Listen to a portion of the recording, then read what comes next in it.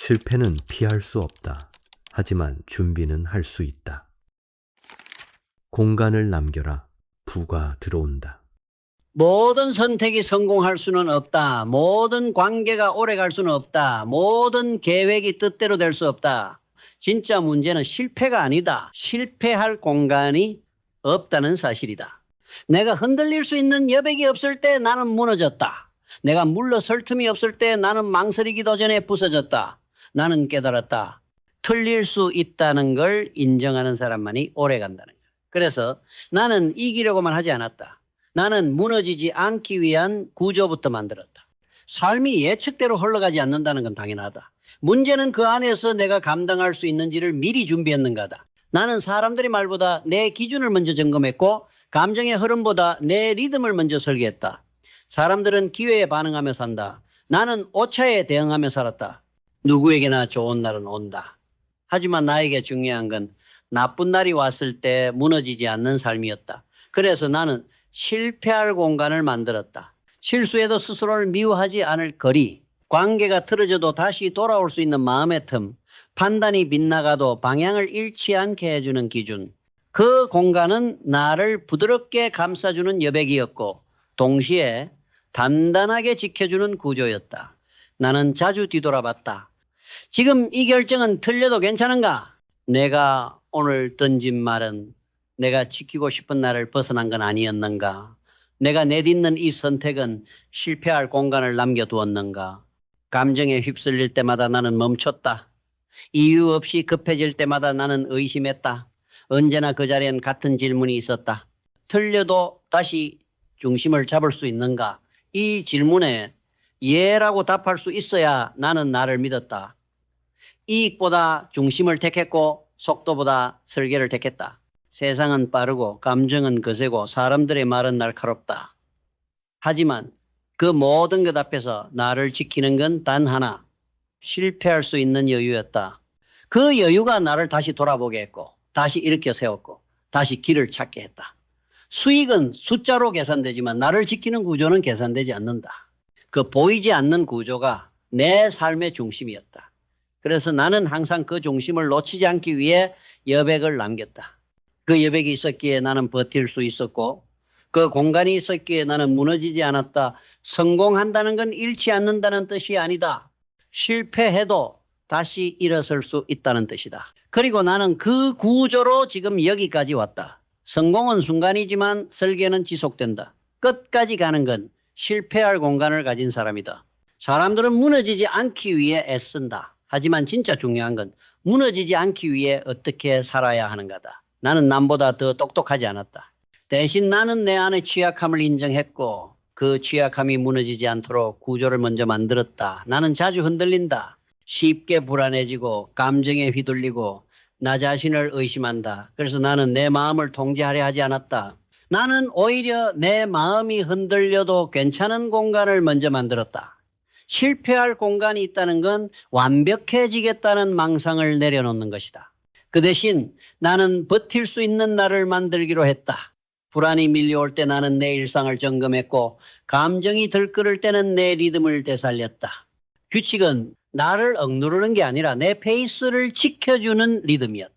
감정이 지나치게 깊어지지 않게 막아주는 선, 말이 실수를 넘어서지 않도록 걸러주는 필터, 선택이 충동이 되지 않도록 잡아주는 구조.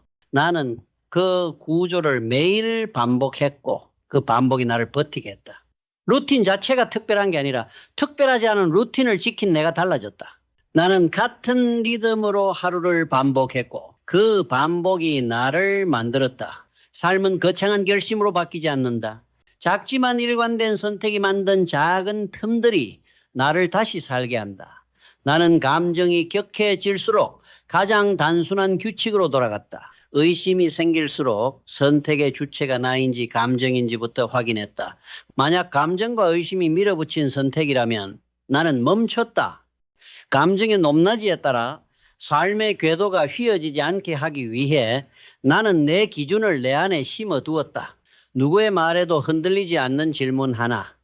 지금 이 선택은 실패할 공간을 남기고 있는가?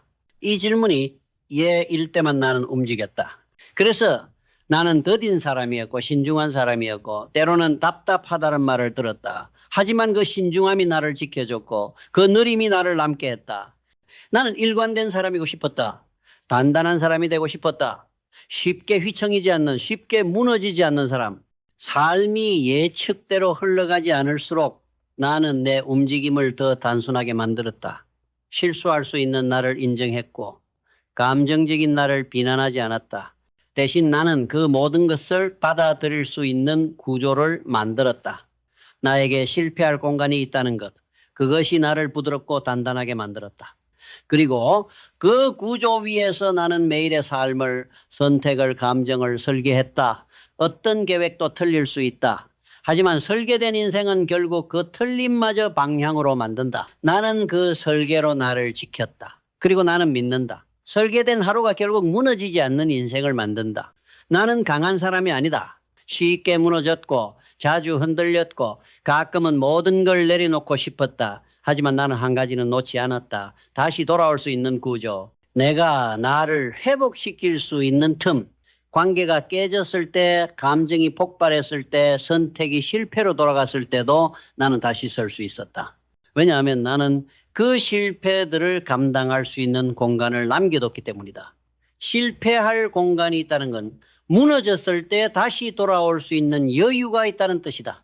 나는 그 여유를 단지 감정의 문제로만 보지 않았다. 그것은 완전히 삶의 구조였다. 무리한 계획을 세우지 않았고 완벽을 기대하지 않았고 언제든 틀릴 수 있다는 걸 당연하게 받아들였다. 유연함이란 계획을 자주 바꾸는 게 아니라 계획 안에 여백을 남기는 것이다. 나는 그 여백에 숨었다. 때로는 멈췄고 때로는 물러났고 때로는 방향을 다시 잡았다. 잘못된 판단을 고집하지 않았고 틀렸다는 걸 인정하는 걸 부끄러워하지 않았다. 대신 나는 되묻는 걸 잊지 않았다. 지금 이 방향은 내가 가고 싶은 방향인가? 이 속도는 내가 감당할 수 있는 속도인가? 이 선택은 내가 돌아올 수 있는 공간을 남기고 있는가? 나는 방향 없는 속도를 경계했다. 빠르다는 이유로 달리는 걸 의심했다. 더 벌 수 있다는 이유로 버티는 걸 경계했다. 나는 내 삶이 내가 원하지 않는 방향으로 성공하지 않기를 바랬다. 더 많고 더 크고 더 빠르게 이룬 것들이 나를 앗아가면 그건 성공이 아니라 파괴였다. 나는 성공보다 온전함을 택했고 완벽보다 회복을 택했다. 나에게 가장 큰 질문은 언제나 이것이었다. 내가 돌아올 수 있는가? 감정이 무너졌을 때, 시간에 쫓길 때, 사람들의 말에 휘둘릴 때 나는 그 질문을 꺼냈다. 그리고 나는 답했다. 아직 흔들려도 된다. 그 한 줄의 허용이 나를 다시 걷게 했고 다시 말하게 했고 다시 살아가게 했다. 실패할 공간은 단지 실수를 용인하는 틈이 아니다. 그거는 삶을 되돌릴 수 있는 힘이다. 관계를 회복할 수 있는 시간이고 나 자신을 용서할 수 있는 간격이고 방향을 바꿀 수 있는 권리다. 나는 그 공간을 항상 남겨뒀다. 사람들과의 사이에도 나의 감정 안에도 내 인생의 길 위에도 그 공간이 있었기에 나는 휘지 않았고 꺾이지 않았고 사라지지 않았다. 단단한 삶은 완벽한 계획이 아니라 유연한 설계에서 시작된다. 나는 유연한 사람이고 싶었다. 나를 다시 세울 수 있는 사람. 내 감정을 밀어붙이지 않고 내 실수를 끌어안고 내 삶을 다시 설계할 수 있는 사람. 그리고 나는 지금도 그 공간을 남긴다. 실패할 공간을 남기는 건 삶을 회피하는 게 아니라 오히려 삶을 더 정확하게 직면하는 태도다. 나는 완벽한 삶을 원하지 않았다.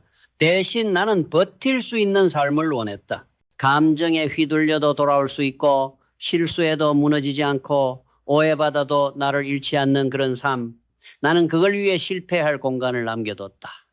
너무 힘들 땐 멈춰도 괜찮고 너무 두려울 땐 내려놔도 괜찮고 너무 지쳤을 땐 돌아가도 괜찮은 나만의 여백을 사람들은 자꾸 앞으로 가야 한다고 말한다. 더 빨리, 더 많이, 더 높이. 하지만 나는 물었다.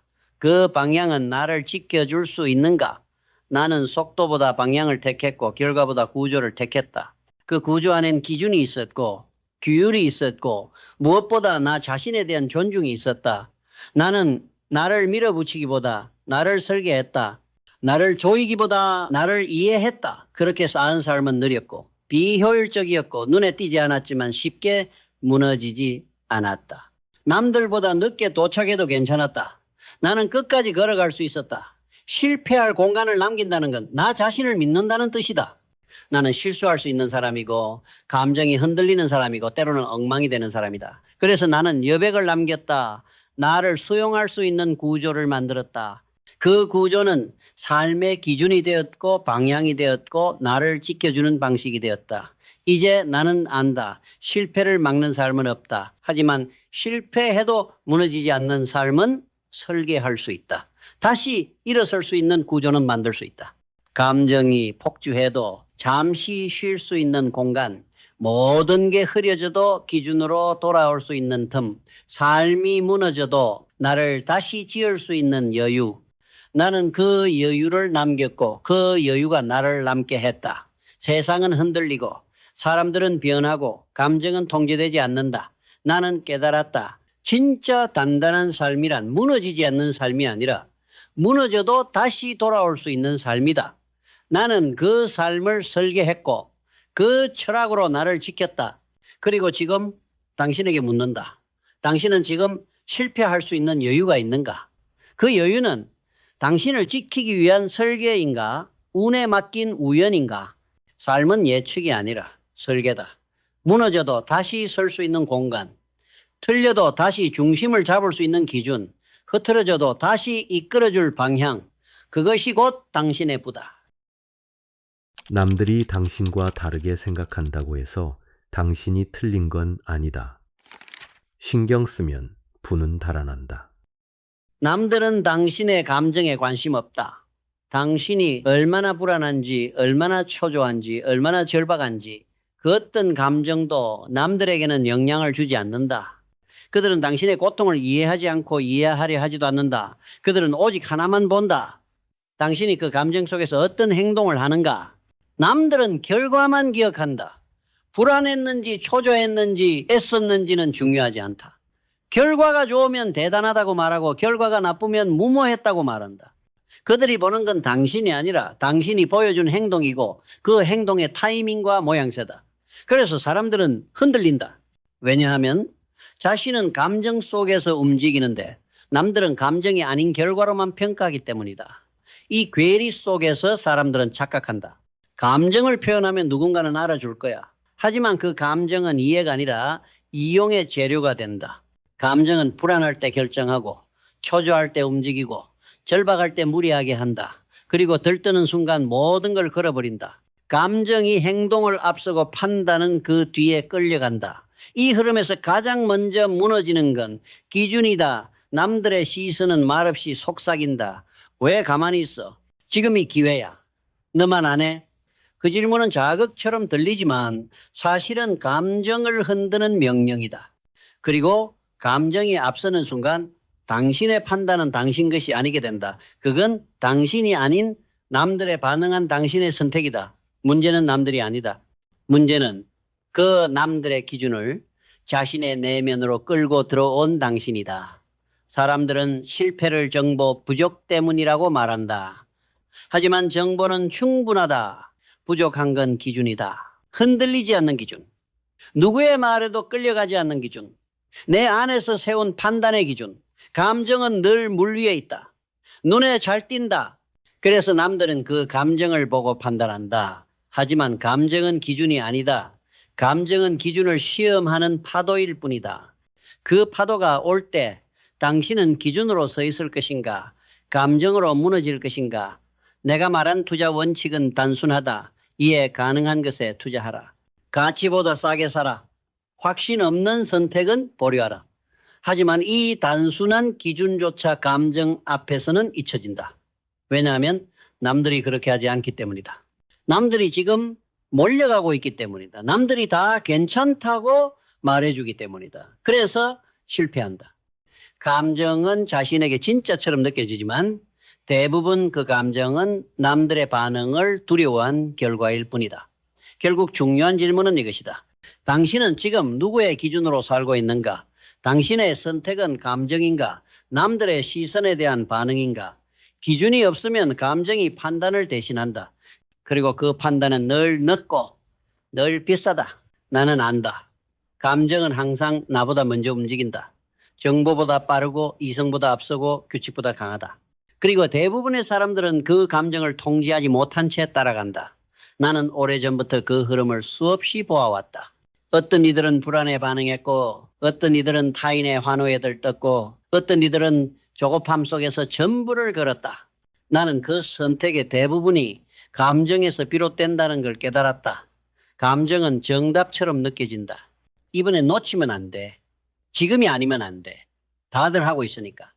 그렇게 감정은 판단을 밀어낸다. 문제는 그 감정이 진짜처럼 느껴진다는 것이다. 뇌는 그것을 신호로 받아들이고 행동을 설득한다. 하지만 나는 알았다. 진짜처럼 느껴지는 것과 진짜는 다르다는 것을. 감정은 진심이지만 기준이 없다면 그 진심조차 방향을 잃는다. 나는 내 감정을 의심하는 법부터 배웠다. 내가 지금 느끼는 이 조급함은 내 안에서 시작된 것인가? 아니면 남들의 속도에 밀려 생긴 환상인가? 나는 내 불안을 해부했다. 그것은 손실에 대한 공포였는가?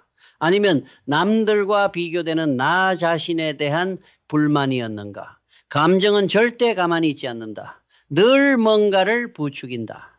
빨리 결정하라고. 지금 아니면 기회를 놓친다고. 타이밍이 지나가고 있다고. 하지만 나는 안다. 진짜 기회는 감정을 자극하지 않는다. 진짜 기회는 이해할 수 있어야 하고 설명할 수 있어야 하고 감정이 가라앉은 후에도 유효해야 한다. 감정은 그것을 기다려주지 않는다. 감정은 늘 지금 당장 결정을 요구한다. 그래서 나는 감정을 믿지 않았다. 대신 그 감정을 관찰했다. 내 불안이 커질수록 나는 더 천천히 움직였다.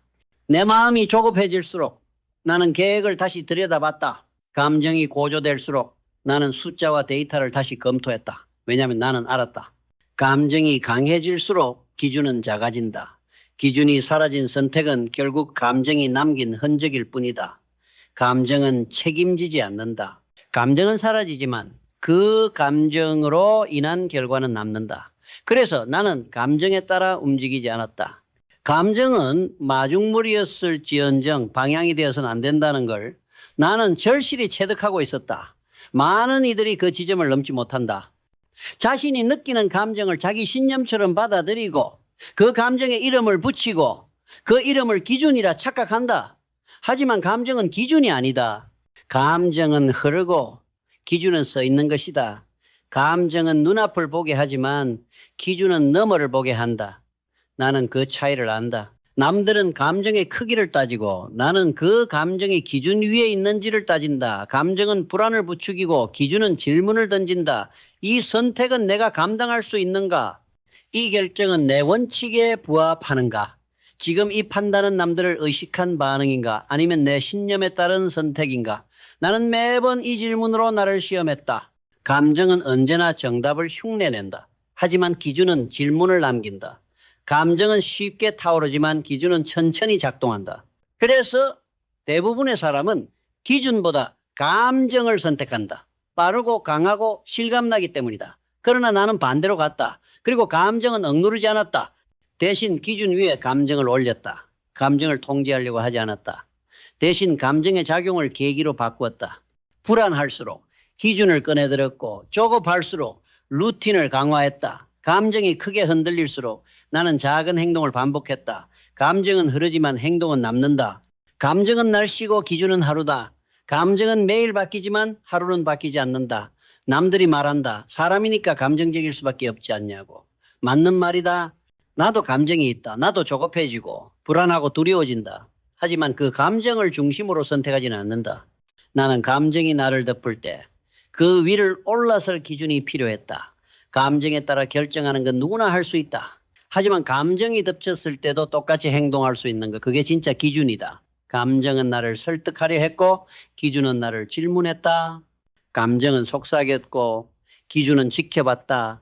그리고 나는 결국 기준에 의지했다. 내가 가진 유일한 무기였기 때문이다. 가장 힘들었던 순간은 감정을 지우려 했을 때가 아니다. 그 감정을 느끼면서도 기준을 지켜야 했던 순간이다. 손실을 마주했을 때, 모두가 손가락질할 때, 내가 나를 믿지 못하게 될 때, 그때 나는 절실하게 깨달았다. 남들보다 무서운 건 남들이 아니라 남들 앞에서 내 감정이라는 것을, 그 감정은 말없이 속삭였다. 넌 틀렸다. 넌 뒤처졌다. 이것밖에 안 돼? 그 말들은 바깥에서 온 게 아니었다. 내 안에서 자라난 것이었다. 내 감정은 누구보다 나를 잘 알고 있었고 그래서 누구보다 날 쉽게 흔들 수 있었다. 감정은 때때로 가장 가까운 배신자다. 그래서 나는 싸웠다. 격렬하게 싸웠다. 흔들리는 나와 버티는 나 사이에서 자책과 확신, 불안과 규율 사이에서 나는 그 전쟁터에서 기준 하나로 버텼다. 기준은 복잡하지 않았다. 틀릴 수 있다는 걸 받아들이는 용기. 그게 전부였다. 나는 완벽한 판단을 하려고 하지 않았다. 나는 회복할 수 있는 판단을 하려고 했다. 감정은 실패를 운명처럼 몰고 오지만 기준은 실패를 과정으로 바꾼다. 그래서 나는 실패하지 않는 사람이 되기를 원하지 않았다. 나는 실패를 회복할 수 있는 사람이 되기를 원했다. 회복은 감정이 주는 게 아니다. 회복은 기준이 준다. 기준은 나를 일으켜 세우는 마지막 줄이다. 모두가 떠나고 확신이 무너지고 결과가 나를 비웃을 때 그때 나를 다시 책상 앞에 앉히는 것. 그게 기준이다. 그리고 나는 그 자리로 돌아갔다. 같은 시간, 같은 루틴, 같은 질문들.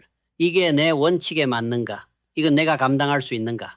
이건 지금의 내가 아니라 내가 되고 싶은 나에게 맞는가?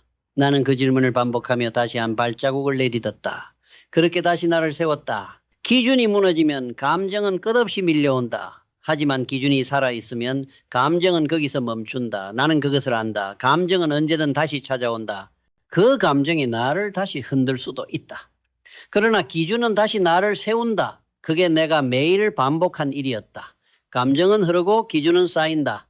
나는 그 쌓임을 믿었다. 그것이 내 철학의 기초였다. 투자에서 내가 추구한 건 돈이 아니라 반복이었다. 사람들은 수익을 원했지만 나는 구조를 원했다.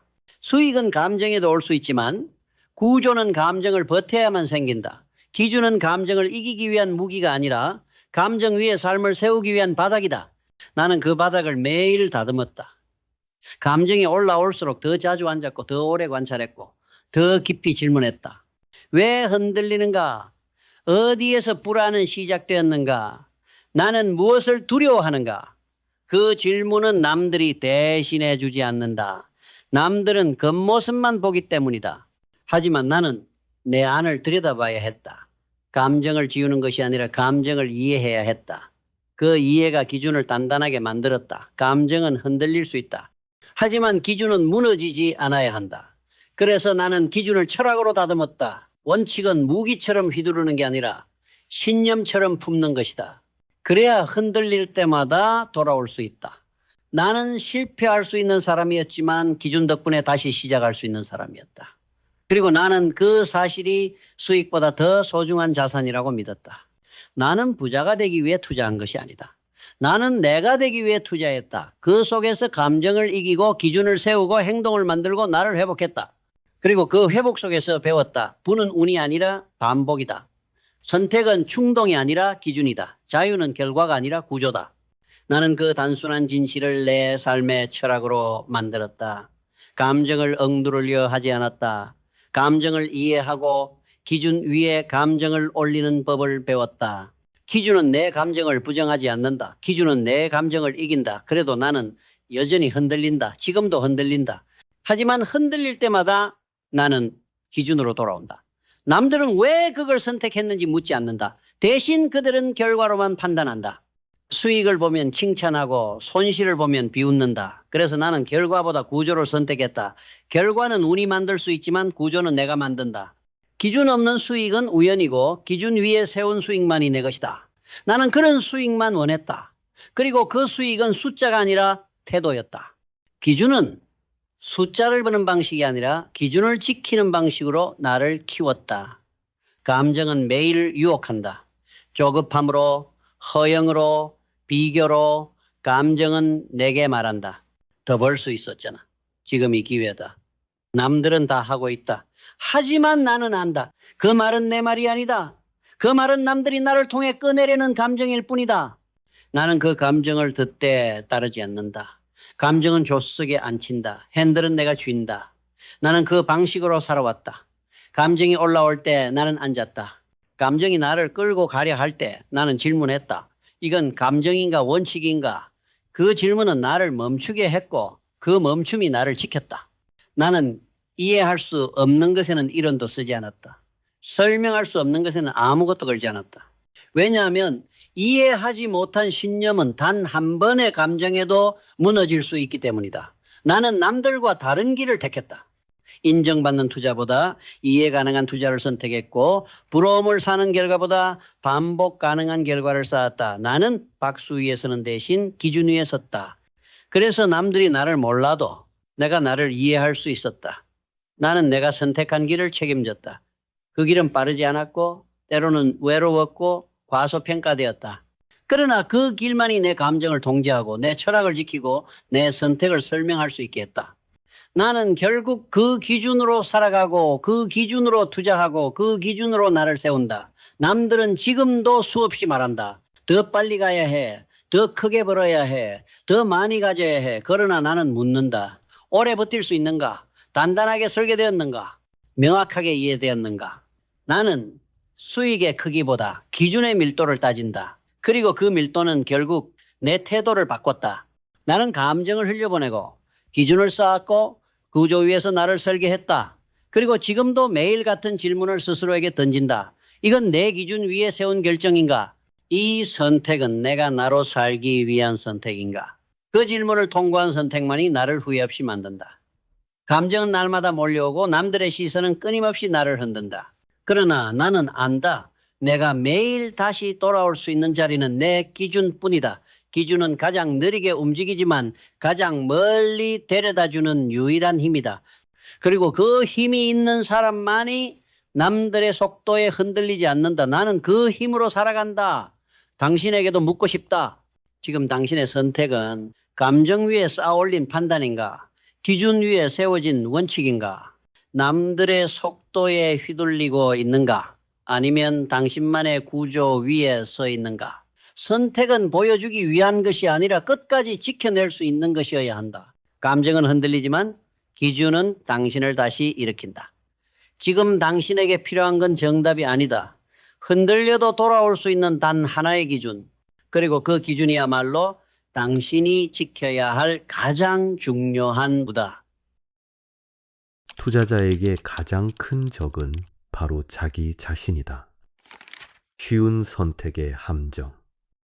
사람들은 선택한다고 믿는다. 매일 결정을 내리고 나름의 판단을 한다고 믿는다. 하지만 나는 안다. 그 선택들의 대부분은 선택이 아니다. 그건 감정의 반응이고 습관의 반복이며 타인의 시선에 휘둘린 수동적인 결정일 뿐이다. 이 선택은 내가 한 것인가? 타인의 기준 때문인가? 아니면 이미 내려진 감정의 명령을 나도 모르게 받아들인 것인가? 아무도 질문하지 않는다. 불편한 상황이 오면 피하고 쉬운 일이 있으면 붙잡고 흐름이 불투명하면 불안을 못 견뎌서 따라간다. 그렇게 선택은 점점 반응으로 축소된다.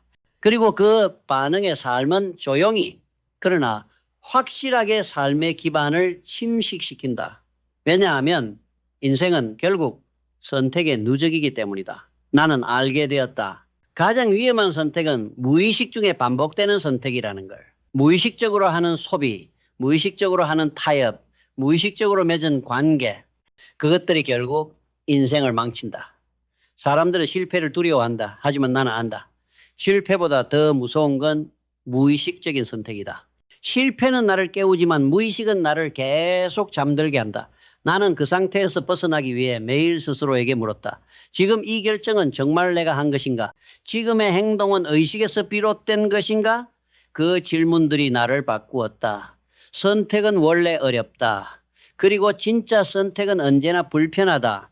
왜냐하면 의식은 늘 감정과 충돌하기 때문이다. 불편한 선택을 할 수 있을 때 비로소 사람은 삶의 주도권을 가진다.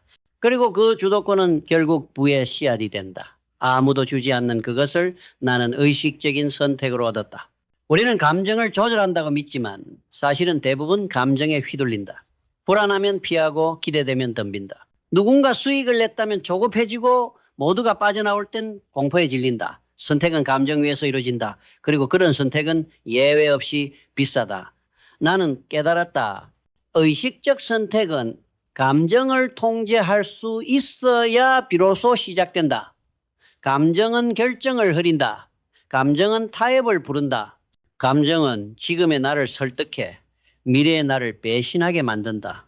지금 당장 좋은 것, 지금 덜 불편한 것, 지금 더 얻을 수 있는 것, 그것들을 선택하게 만들고 그렇게 시간과 방향, 돈을 모두 잃게 만든다. 나는 그래서 내 감정을 의심하기 시작했다.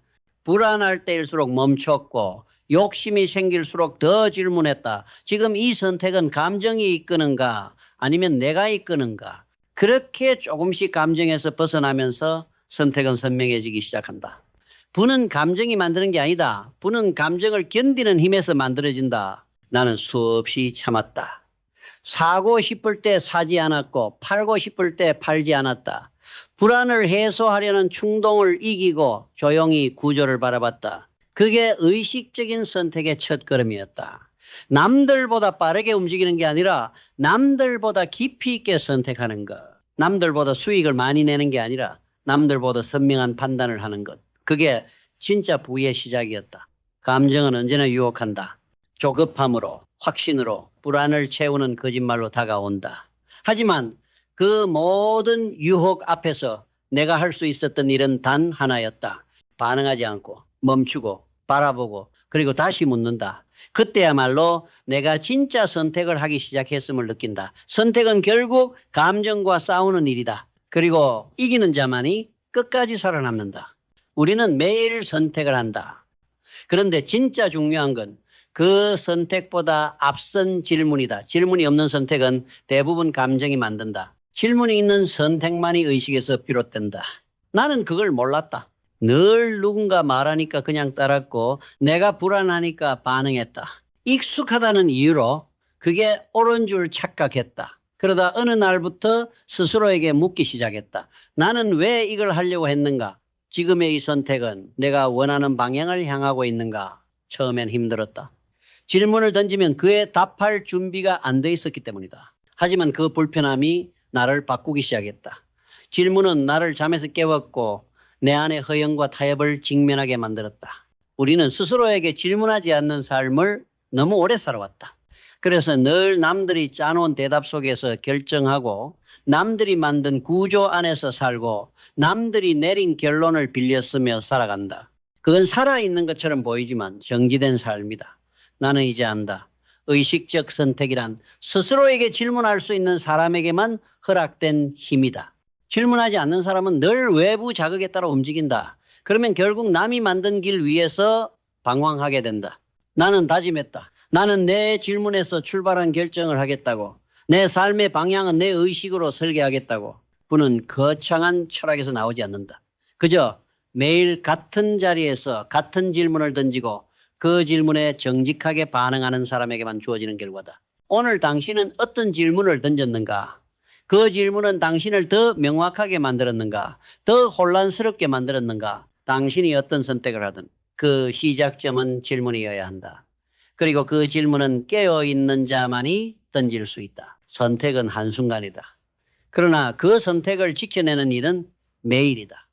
그리고 대부분은 그 매일에서 무너진다. 나는 안다. 사람들은 결심을 잘한다.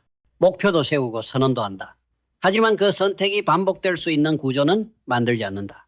그래서 다짐은 바람이 되고 결심은 기억이 된다. 나는 깨달았다. 의식적으로 한 선택이 진짜 힘이 되기 위해서는 그 선택이 일상이 되어야 한다는 걸. 반복되지 않은 선택은 결국 사라진다. 당신이 지금 원하는 게 부라면 그건 한 번에 안목으로 얻는 게 아니다. 그건 수십 번의 유혹을 견디고 수백 번의 감정을 넘기고 수천 번의 반복 끝에서만 쌓인다. 나는 늘 같은 질문을 던졌다. 오늘의 선택이 어제 나와 연결되어 있는가? 내가 지금 느끼는 이 충동은 미래의 나를 흔들고 있는가? 그리고 그 질문에 따라 행동을 되돌렸다. 때론 포기하고 싶은 날도 있었고 다 무너뜨리고 싶은 날도 있었다. 하지만 나는 알았다. 선택을 지키는 힘이 없으면 아무리 좋은 선택도 의미가 없다. 부는 방향에서 시작되지만 지속으로 완성된다. 일관성 없는 확신은 소용없고 감정을 뛰어넘는 반복만이 결과를 만든다. 그리고 그 반복을 견디게 해주는 건 감정이 아니라 규율이다. 나는 남들보다 똑똑하지 않았다. 남들보다 빠르지도 않았다. 다만 남들보다 오래 견디는 구조를 만들었을 뿐이다. 감정이 요동쳐도 무너지지 않고 결심이 흐려져도 복귀할 수 있는 그런 구조를 나는 만들었다. 의식적 선택이란 그냥 좋은 생각이 아니다. 그건 삶을 위한 하나의 시스템이다. 당신이 그것을 매일 실천하지 않는다면 그 선택은 단지 영감일 뿐이고 행동은 여전히 감정의 지배를 받을 것이다. 그리고 부는 감정의 지배 아래 있지 않다. 부는 늘 반복의 기초 위에 있다. 당신은 선택의 기로에서 항상 힘들어한다. 당신이 힘든 이유는 잘못된 선택을 해서가 아니다. 선택을 하지 않은 채 반응만 하며 살아왔기 때문이다.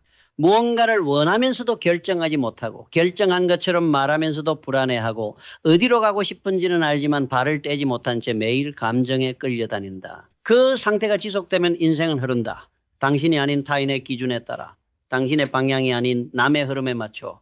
그리고 언젠가 깨닫는다. 나는 언제 여기까지 와버린 걸까?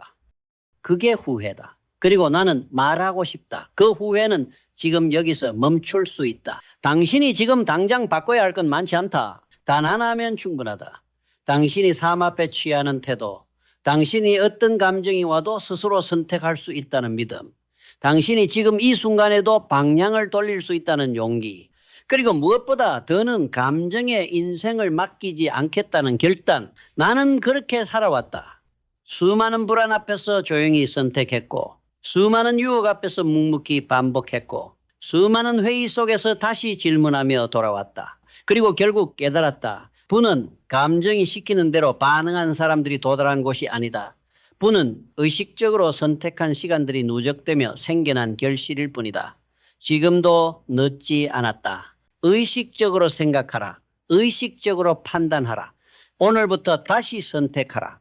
당신의 삶은 감정이 아니라 지금 당신이 내리는 선택 위에 세워질 수 있다. 그리고 그 선택이 반복될 때 당신은 더 이상 과거에 끌려다니는 사람이 아니라 미래를 움직이는 사람이 될 것이다. 당신이 원하는 부, 원하는 자유, 원하는 삶은 그 의식적 선택의 한 줄기 위에 있다. 그리고 그 선택은 지금 이 순간부터 시작된다. 숫자가 아니다. 부는 기준이다. 당신도 이런 경험이 있을 것이다. 계획을 세웠다. 절대 지출 안 하겠다고도 마음먹었다. 이번만큼은 다를 거라고. 그런데 월급날이 되면 어느 순간 알지도 못하는 방식으로 돈은 빠져나가 있고 남은 건 또다시 비어있는 통장뿐이다. 마음은 분명 단단했는데 결과는 왜 늘 같은가? 바로 그 지점에서 이 이야기를 시작하려 한다. 우리의 재정을 무너뜨리는 건 단단하지 못한 결심이 아니라 반복되는 패턴이다. 사람들은 흔히 말한다. 돈이 없어서 못 산다고. 그 말이 틀리지 않다. 하지만 가만히 들여다보면 진짜 문제는 돈이 없어서가 아니라 돈이 있어도 남지 않는다는 데 있다. 그래서 부업도 하고 몸을 갈아 넣어 돈을 더 벌어보지만 부족한 건 마찬가지다. 어느 순간 돈이 들어와도 그게 쌓이지 않는다. 필요한 걸 사고 나면 늘 간신히 버틴다는 말이 입에 붙는다. 그렇게 매달 버티는 인생이 반복된다. 나는 이 문제를 수입에서 찾지 않았다. 매번 반복되는 선택의 방식에서 찾았다.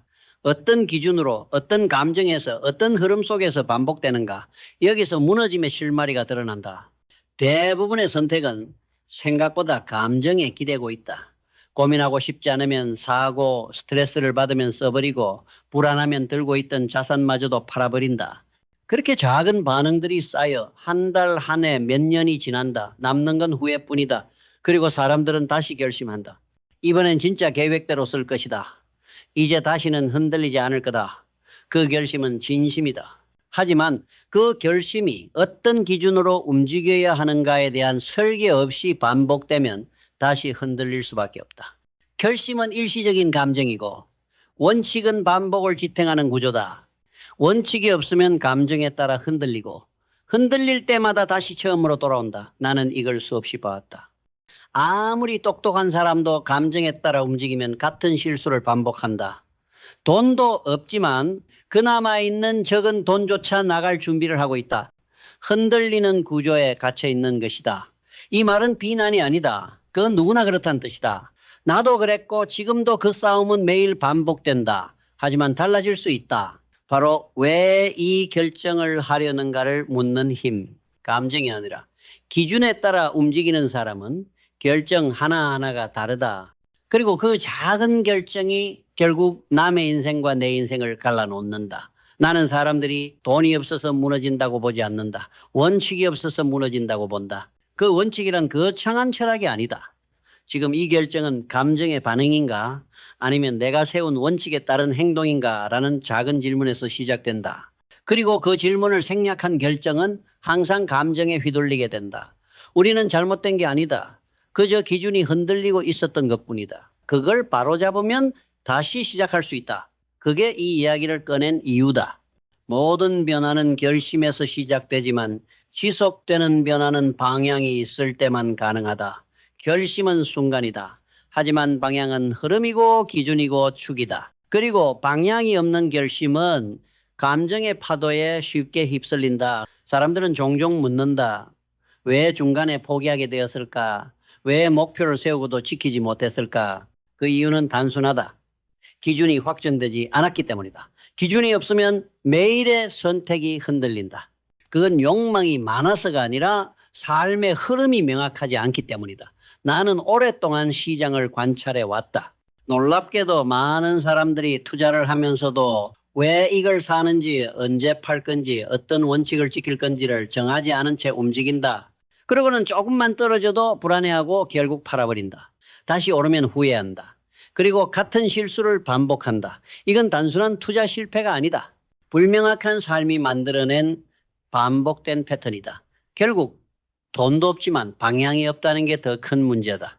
방향은 그 흐름을 지탱하는 기준이자 흔들릴 때마다 돌아올 수 있는 축이다. 그리고 그 축은 누가 대신 정해줄 수 없다. 스스로 설계해야 한다.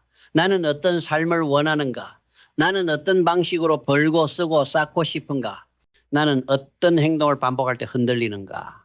이 질문에 답이 없다면 삶은 늘 남이 만들어 놓은 흐름에 휘둘릴 수밖에 없다. 사람은 목표가 없어서 무너지는 게 아니다. 방향이 없어서 흔들리는 것이다.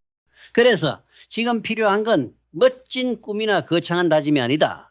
삶의 중심을 세우는 명확한 질문 한 줄. 나는 어디로 가고 싶은가? 이 질문에 답이 생기는 순간 소비가 바뀌고 선택이 바뀌고 하루의 행동이 바뀐다. 그리고 그때부터 흐르기만 하던 시간은 비로소 자신의 편이 되기 시작한다. 어느 날 이런 질문을 들었다. 기준은 잘 세웠는데 언제인지도 모르게 무너집니다. 죄송하지만 매번 기준을 꺼내들 만큼 한가하지 않습니다. 잠시 고민했지만 대답은 단순했다. 그 기준이 삶의 목적과 연결되어 있지 않기 때문이다. 그 기준이 단지 좋아 보여서 누가 하라 해서 세운 거라면 조금만 피곤해도 무너지고 조금만 유혹이 와도 흔들린다. 삶의 기준이 제대로 서려면 그 뿌리는 내가 살아가는 이유와 다 있어야 한다. 삶의 목적이 명확하지 않으면 기준도 얇고 선택도 가볍다. 이걸 해도 되나? 라는 질문에 다들 하잖아 라는 대답이 돌아오고 지금 써도 괜찮나 라는 질문엔 고생했는데 이거 하나쯤 나한테 못 해주나 라는 위로가 따라온다. 그건 방향이 아니다. 그건 감정이다. 그리고 감정은 기준을 오래 지탱하지 못한다. 부는 감정으로 세워지지 않는다. 반드시 원칙이 필요하다. 그리고 그 원칙은 의지로 지켜지는 게 아니라 목적과 연결될 때 비로소 버틴다. 삶이 무엇을 향하고 있는지를 모른다면 아무리 좋은 기준도 머지않아 무너진다. 사람은 결국 의미 없는 규칙 앞에서 오래 버티지 못하기 때문이다. 삶에 의미가 있다면 그 안에서 원칙은 고통이 아니라 구조가 된다. 무의미한 절제는 소모지만 의미 있는 절제는 방향이다. 오늘의 절제가 내일의 나를 만든다는 걸 이해할 때 사람은 진짜로 바뀌기 시작한다. 결과를 바꾸고 싶다면 행동을 바꿔야 하고 행동을 바꾸려면 기준이 있어야 하고 그 기준은 반드시 목적과 연결되어 있어야 한다. 그래야 그게 무너질 듯한 순간에도 계속 나아갈 수 있다. 가장 깊이 후회되는 순간은 무너졌던 때가 아니다. 무너진 후에 아무것도 바꾸지 않았을 때다. 그 순간이 사람을 무겁게 만든다. 돈 때문도 실패 때문도 아니다. 같은 상황에서 같은 선택을 반복하고 있다는 자가. 그게 사람을 조용히 부서지게 한다. 뭔가 잘못됐다는 건 안다. 그런데 바꿀 용기도 의지도 없다. 그리고 더는 이렇게 살고 싶지도 않다. 그렇게 스스로를 코너로 몰아세우는 마음. 그 끝에서 나오는 결심은 크고 흔들림도 깊다. 결국 벼랑 끝까지 몰린 마음이 기대할 수 있는 건 크고 화려한 기회나 갑자기 터지는 운 같은 것뿐이다. 하지만 마음 깊은 곳에서는 안다. 진짜 바라는 건 그저 매일을 흔들리지 않고 살아낼 수 있는 평범하지만 단단한 삶이다. 흔들려도 다시 돌아올 수 있는 구조, 무너져도 스스로를 해석할 수 있는 관점, 어느 날 무너졌을 때 같은 실수를 반복하지 않게 해주는 기준. 사람들은 자꾸 극적인 방법을 원한다. 새로운 도전, 새로운 일, 새로운 사람. 하지만 진짜 변화는 극적인 순간이 아니라 매우 조용한 순간에 시작된다. 남들이 모를 때 스스로를 다잡는 그 짧은 순간, 그 순간의 방향이 바뀐다. 삶을 바꾸는 데는 대단한 능력도 누구의 인정도 필요 없다. 필요한 건 단 하나. 다시 기준을 세우는 그 짧은 순간의 결단이다. 그리고 그 결단은 수없이 반복됐던 작은 실수들 위에 작게 스며든다. 그리고 그 자금이 흐름을 바꾼다. 이제는 무너진 장면을 기억하는 게 아니라 그 이후의 선택을 기억해야 한다. 바꿔야 할 건 돈도 아니고 능력도 아니다. 오늘 내리는 결정 하나. 그 안에 내일이 숨어 있다. 누구도 완벽하게 살지 않는다. 완벽하지 않아도 괜찮다. 하지만 시도해 볼 수는 있다. 그리고 다르게 해볼 수도 있다. 그건 누구에게도 예외가 아니다. 이제는 선택할 시간이다. 감정이 선택을 결정하게 둘 것인가? 아니면 내가 기준으로 선택을 이끌어낼 것인가? 흔들릴 때마다 같은 선택을 반복할 것인가? 아니면 방향을 바꾸는 그 한 걸음을 내디딜 것인가? 부는 숫자가 아니다. 통장에 쌓인 잔고도 아니다. 그것은 흔들릴 때마다 다시 돌아올 수 있는 내면의 구조이며 반복되는 선택을 다르게 설계하게 만드는 기준이다. 그 기준이 삶을 바꾸고 결국 당신을 나아가게 만들 것이다. 그리고 그것이 곧 당신의 부다. 투자자의 가장 큰 문제는 거의 모든 사람이 동시에 똑같은 일을 하려 한다는 것이다. 기회가 아니라 가난의 덫이다. 지금이 아니면 늦는다고 했다. 다들 이미 하고 있다고 했다. 내가 멈춰 있는 동안 남들은 벌고 있다고 했다. 나도 뭔가 해야 할 것 같았다. 기회를 놓치면 안 될 것 같았다. 그리고 결국 그 말들에 떠밀려 나는 움직였다. 하지만 그 결정은 내 것이 아니었다. 나는 단지 흐름에 반응했을 뿐이다. 그 흐름은 강했고 커다란 파도처럼 나를 삼켰다. 하지만 더 강하게 나를 움직인 건 수익률도 분석도 아니었다. 나만 멈춰있는 것 같은 그 감정, 그게 나를 가장 크게 흔들었다. 나는 수천 명의 투자자, 수만 개의 결정을 지켜봤다. 그들은 믿었다. 이건 기회야. 이렇게 다 같이 틀릴 리는 없어. 하지만 그 선택이 끝나는 곳엔 항상 같은 결과가 남았다. 후회와 자책 그리고 혼란. 나는 시장을 숫자로 보지 않는다. 나는 시장을 감정의 흐름으로 본다. 그 흐름은 언제나 정제되어 있다. 그럴싸한 논리로 포장되어 있고 통계와 스토리로 뒷받침되어 있다. 하지만 그것이 말하는 건 단 하나다. 지금 당장 움직여야 한다는 조급함. 그 조급함이 기준을 파괴한다. 판단을 흐리고 기준 대신 타인의 속도를 쫓게 만든다. 그 순간 당신은 더 이상 선택자가 아니다. 바람에 따라 방향을 바꾸는 깃발처럼 감정의 길 위에 흔들릴 뿐이다. 나는 반응하지 않는다. 나는 기다린다. 그리고 확인한다. 내 기준이 지금도 유효한지, 내가 결정한 게 맞는지, 남들의 열광과 내 신념 사이에 거리를 둘 수 있는지, 그 거리를 확보하지 못하면 아무리 냉정한 전략을 갖고 있어도 그건 모래 위에 쌓은 성에 불과하다. 내가 설계한 철학은 단순하다. 내가 아는 것만 판단하고 내 기준에 맞지 않으면 움직이지 않는다. 그건 겁이 많아서가 아니다. 그건 정확성을 위해서다. 군중의 움직임은 나의 지표가 될 수 없다. 왜냐하면 그 움직임은 감정의 합산이고 감정은 시장보다 빠르고 이성보다 더 큰 파동을 만들기 때문이다. 흔들림은 가장 달콤한 말로 다가온다. 다들 샀다. 지금이 아니면 늦는다. 놓치면은 평생 후회할지도 모른다. 나는 그 말들의 리듬을 안다. 그건 정보가 아니라 광고다. 그건 통계가 아니라 소음이다. 그건 기회가 아니라 기준을 지우기 위한 감정의 유혹이다. 그 흐름이 클수록 나는 더 느려진다. 내가 느려질수록 사람들은 나를 의심한다. 왜 가만히 있어요? 지금 들어가야죠. 이 타이밍. 다시는 안 와요. 나는 그 말들에 답하지 않는다. 대신 나는 내 기준을 다시 검토한다. 지금의 선택이 정말 내 기준 위에서 내려진 것인지 아니면 흐름의 압력 앞에 떠밀려가고 있는 것인지. 나는 시장을 이기려 하지 않았다. 나는 단지 시장보다 오래 살아남는 사람이 되고 싶었다. 그리고 그 유일한 방법은 속도에서 이기려 하지 않고 기준 안에서만 움직이는 것이었다. 나는 많은 선택을 하지 않았다. 하지만 내가 한 선택은 모두 내 구조 안에서 움직였다. 그래서 나는 손해를 견뎠고 후회를 줄였으며 나를 지킬 수 있었다. 사람들은 말한다. 지금이 기회다. 하지만 나는 되묻는다. 그 기회는 당신의 기준에서 온 것인가 아니면 흐름의 속도에서 빌려온 것인가? 흐름은 당신을 설득하지 않는다. 그건 조용히 들어와서 당신 안의 감정을 자극하고 이성을 침묵시키고 선택을 흐리게 만든다. 그때 당신에게 기준이 없으면 당신은 움직이게 될 것이다. 그리고 그 선택의 결과는 항상 비슷한 모습으로 돌아온다. 불안, 손해, 그리고 자신에 대한 실망. 나는 반복되는 실패 앞에서 하나의 거리를 만들기로 했다. 감정이 뜨거워질 때 충동이 나를 휘두르기 전에 잠시 멈출 수 있는 한 걸음의 여유. 판단을 시키고 기준을 다시 떠올릴 수 있는 그 거리 덕분에 나는 나를 지킬 수 있었다. 그건 단순한 수익 방어가 아니었다. 흔들리는 순간에도 선택을 지키는 구조였다. 그리고 그 구조는 투자뿐 아니라 삶 전반에서 작동했다. 진로, 인간관계, 소비, 루틴, 모든 것이 속도와 소문으로 움직이는 세상에서 사람들은 스스로 결정한다고 믿는다. 하지만 나는 안다. 그건 자기 결정이 아니라 타인의 움직임에 반응한 결과일 뿐이라는 걸. 나는 그 구조를 의심했고 그 리듬을 부쉈고 그 기준을 다시 만들었다. 그래서 나는 오래 버틸 수 있었다. 그래서 나는 흔들리지 않았다. 그래서 나는 불사할 수 있었다. 그리고 이제 나는 말한다. 그 흐름의 이름이 무엇이든 그게 트렌드든 유행이든 기준 없는 사람에게 그것은 기회가 아니라 덫이다. 흐름은 감정을 자극하고 감정은 판단을 흐린다. 흐려진 판단은 늘 후회를 남긴다. 나는 그 과정을 수도 없이 지켜봐 왔다.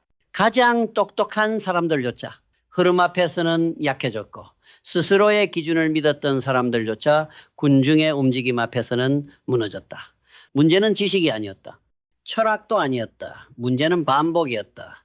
흐름은 매일 오고 감정은 매일 반응하며 사람은 그 안에서 같은 실수를 반복한다.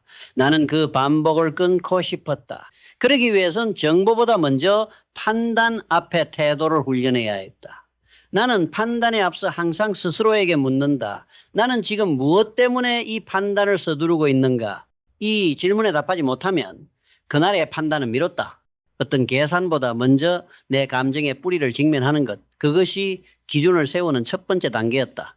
사람들은 감정을 숨기려 한다. 하지만 나는 감정을 통제하지 않는다. 감정을 전제로 받아들인다. 감정은 없앨 수 없다. 하지만 감정을 모르면 흐름에 끌려다닌다.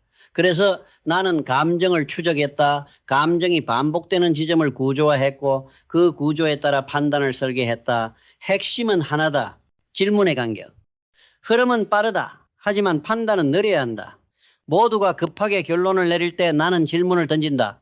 왜 지금? 누가 움직였기 때문에? 이 흐름은 나에게도 유효한가?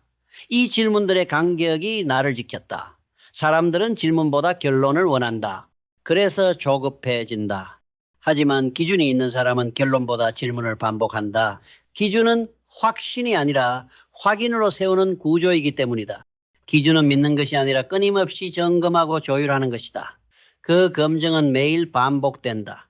내 감정이 움직이는 순간 나는 다시 질문으로 돌아간다. 그걸 위해 나는 하나의 원칙을 만들었다.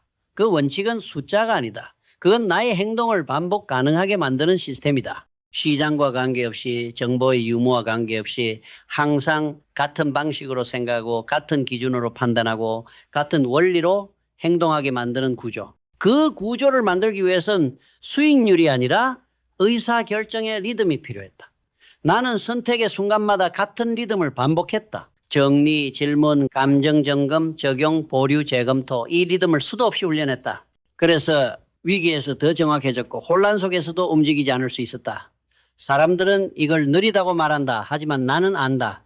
느려도 무너지지 않는 시스템이 빠르지만 무너지는 구조보다 훨씬 더 단단하다는 것. 이 시스템은 시장에만 쓰이는 것이 아니다. 삶의 모든 판단에 적용된다. 사람들과의 관계, 커리어의 방향, 시간을 쓰는 방식, 하루의 시작을 여는 방식까지 모든 것은 남들이 어떻게 하는가가 아니라 나는 왜 이렇게 하고 있는가를 묻는 것으로 시작된다. 흐름은 외부에서 시작되지 않는다. 흐름은 내면에서 시작된다. 그리고 그 흐름을 멈출 수 있는 것도 내 안의 기준뿐이다. 나는 매일 감정을 점검한다. 어떤 뉴스를 보면 불안해지는지, 어떤 이야기를 들으면 조급해지는지, 무슨 말을 들으면 움직여야 할 것 같은 착각이 드는지, 그 감정에 생각 없이 반응하지 않도록 나는 나 자신을 자주 멈춰 세운다. 가장 위험한 건 감정인지 기준인지 모른 채 판단하는 것이기 때문이다. 나는 안다. 한 번의 실수는 괜찮다.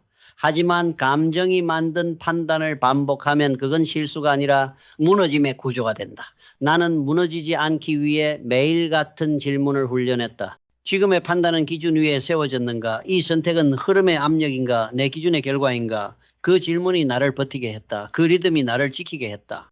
그리고 그 구조가 나를 불어 안내했다. 지금도 수많은 사람들이 흐름에 탑승하고 있다. 속도는 빠르고 소문은 강하며 확신은 커 보인다. 하지만 나는 안다. 흐름이 클수록 감정은 더 깊이 침투하고 판단은 더 쉽게 무너진다. 나는 그 속도에 타지 않는다. 나는 기준 위에 멈춰 선다. 그리고 그 기준이 나를 움직일 때만 움직인다. 그게 내가 만든 유일한 전략이다. 그리고 그 전략은 오늘도 나를 지키고 있다. 나는 완벽한 선택을 꿈꾸지 않는다. 나는 정확한 타이밍을 추구하지 않는다. 나는 그보다 더 단단한 걸 원한다. 잃지 않는 선택, 망가지지 않는 시스템, 그리고 후회하지 않는 기준. 세상은 늘 말한다. 기회를 잡아야 성공한다.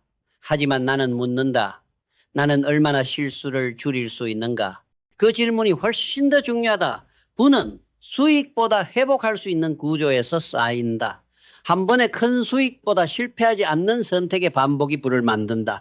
나는 실패를 막기 위해 단 하나의 철칙을 세웠다. 감정이 작동하는 순간 나는 움직이지 않는다. 판단은 감정이 꺼지고 나서야 시작된다. 그게 기준이 작동하는 시작점이다. 사람들은 말한다. 너무 보수적이지 않나요? 나는 대답한다. 기준 없이 나서는 공격은 결국 감정을 전략이라 착각한 것이나 다름없습니다. 나는 감정이 불붙기 전에 판단을 설계한다. 가격이 움직이기 전에 내 기준에 맞는 구간을 먼저 정의한다. 사람들이 달릴 때 나는 왜 달리면 안 되는지를 정리한다. 그게 내 리듬이고 그게 내 기준이다. 실전에서는 수치보다 감정의 간섭이 더 강하게 작동한다. 정보는 많고 근거는 늘 그럴싸하다. 하지만 나는 안다. 판단을 망치는 건 부족한 정보가 아니라 지나친 확신이다.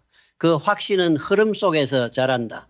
다들 움직이니까 모두가 함께 틀릴 수는 없으니까. 그 심리는 전략이 아니라 불안이다. 불안은 놓칠까 봐라는 감정으로 바뀌고 그 감정은 행동을 만든다. 그 행동은 기준 없는 반응이고 결국 그것이 실패의 구조가 된다. 나는 그 구조를 거부했다. 나는 확신을 의심했다. 그리고 숫자보다 더 정직한 감정의 흔들림을 먼저 포착하려 했다. 그래서 나는 감정이 올라오는 타이밍을 예측했고 그 시점에는 절대 움직이지 않았다. 이 원칙 하나로 나는 수많은 실패를 피할 수 있었다. 나는 빠르지 않았다. 하지만 무너지지 않았다. 내 수익은 때때로 작았다. 하지만 나는 실수를 반복하지 않았다. 실수해도 회복 가능한 삶, 그게 진짜보다. 사람들은 말한다. 이걸 놓치면 기회는 다시 오지 않는다. 나는 되묻는다. 그게 진짜 기회였다는 걸 어떻게 확신하십니까? 그들은 대답하지 못한다. 왜냐하면 그 기준은 대부분 남들도 다 샀다는 것에 불과하기 때문이다. 나는 기준이 명확하지 않으면 어떤 흐름도 믿지 않는다. 그건 회피가 아니다. 그건 현실에 대한 구조적 검증이다.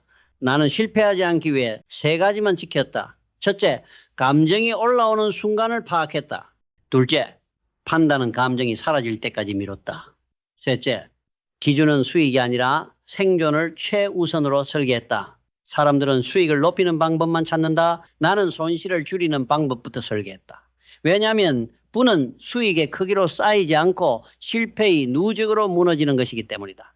내가 만든 안전마진은 단순한 여유 구간이 아니다. 그건 판단의 감정을 최소화하기 위한 여백이다. 그 여백이 없으면 판단은 항상 나를 제외시키고 그 자리를 감정이 뒤덮는다. 나는 기준을 기준답게 만들기 위해 여백을 의도적으로 설계했다. 급할수록 멈추고 흐를수록 버티고 소문이 클수록 조용히 생각했다. 이 태도는 단순히 투자에서 끝나지 않는다.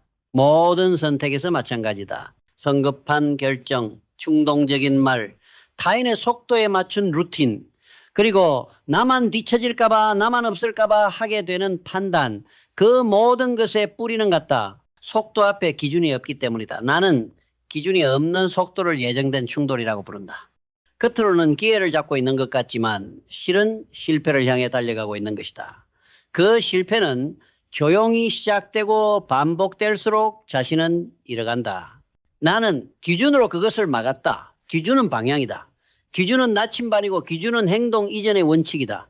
그 기준이 없으면 성공조차 방향을 잃는다. 나는 많은 것을 하지 않았다. 하지만 내가 한 선택은 언제나 기준에 의해 움직였고 그 기준은 나를 실패로부터 멀어지게 했다. 그 실패가 없었기에 나는 오래 버텼고 버텼기에 부를 쌓을 수 있었다. 나는 감정으로 결정한 적이 없다. 내가 감정으로 움직인다면 그 순간 나는 시장의 참여자가 아니라 시장에 휘둘리는 먹잇감이 된다. 나는 판단하는 사람이지 반응하는 사람이 아니다. 하지만 세상은 반응하라고 말한다. 빨리 선택하고 빠르게 대응하고 놓치지 말라고 속삭인다. 그 속삭임은 달콤했고 그래서 더 파괴적이었다. 왜냐하면 그 속삭임 뒤에는 기준 없이 움직여도 괜찮아 라는 묵시적인 설득이 숨어 있기 때문이다. 나는 그 설득을 거절했다. 나는 기준으로만 움직였다. 그리고 그 기준은 언제나 내 감정이 잠잠해진 이후에만 작동했다. 나는 감정을 없애지 않았다. 나는 감정을 인정하고 기준 위에 감정을 올렸다. 기준은 감정을 억누르는 것이 아니라 감정을 지탱하는 구조다. 그 구조가 있어야 나는 흔들리지 않는다. 아니, 흔들려도 무너지지 않는다. 사람들은 나에게 묻는다. 언제 들어가야 하나요? 더 떨어질까요? 기준은 어떻게 만들 수 있나요? 나는 늘 같은 말로 답한다. 흐름을 알아라. 하지만 그것에 올라타기 전에 그것에 반응하는 당신만의 기준이 있는지 먼저 확인하라. 그 기준이 없다면 단 한 발짝도 움직이지 마라. 기회를 잡으려 하지 마라. 기준 없는 움직임은 언제나 타인의 시나리오 속에 있다. 나는 불을 쌓기 위해 수많은 기회를 놓쳤다. 그리고 그 선택은 전부 옳았다. 왜냐하면 나는 내 기준에 맞지 않는 기회를 기회라고 부르지 않기 때문이다. 세상은 재촉한다. 지금이 기회다. 나는 조용히 대답한다. 기회는 기준 위에서만 기회다. 그 외엔 유혹일 뿐이다. 그 유혹을 지나칠 수 있었기에 나는 무너지지 않았다. 그 기준을 붙잡았기에 나는 나를 지킬 수 있었다. 그리고 결국 그 기준이 나를 부로 이끌었다. 나는 선택을 지킨 사람이다. 그 선택이 크지 않고 소극적으로 보였더라도 나는 나의 기준으로 결정했고 그 결정이 나를 무너지게 한 적은 없다. 당신은 지금 어떤 흐름 속에 있는가? 그 흐름이 당신의 속도를 빼앗고 있지는 않은가? 그 흐름이 당신의 말투, 소비, 루틴, 인간관계까지 모두 결정하고 있지는 않은가? 그렇다면은 그건 삶이 아니다. 그건 단지 타인의 움직임에 반응하는 습관일 뿐이다. 나는 그런 삶을 거부했다. 나는 내 삶을 내 기준으로만 설계했다. 그 기준은 시장에만 쓰인 것이 아니다. 그 기준은 삶 전체에 스며들었다. 아침에 일어나는 시간, 뉴스를 받아들이는 태도, 사람을 대하는 거리, 휴식을 선택하는 타이밍까지 모든 것이 기준 위에서 판단됐다. 그래서 나는 필요하지 않았다. 왜냐하면 기준은 생각을 줄여주는 장치이기 때문이다. 기준 없는 사람은 매번 고민하고 매번 불안해하고 매번 후회한다. 하지만 기준 있는 사람은 고민하지 않는다. 판단하는데 감정이 끼어들지 않기 때문이다. 그게 진짜 자유다. 그게 진짜 부유함이다. 나는 이제 더 빠르게 움직이지 않는다.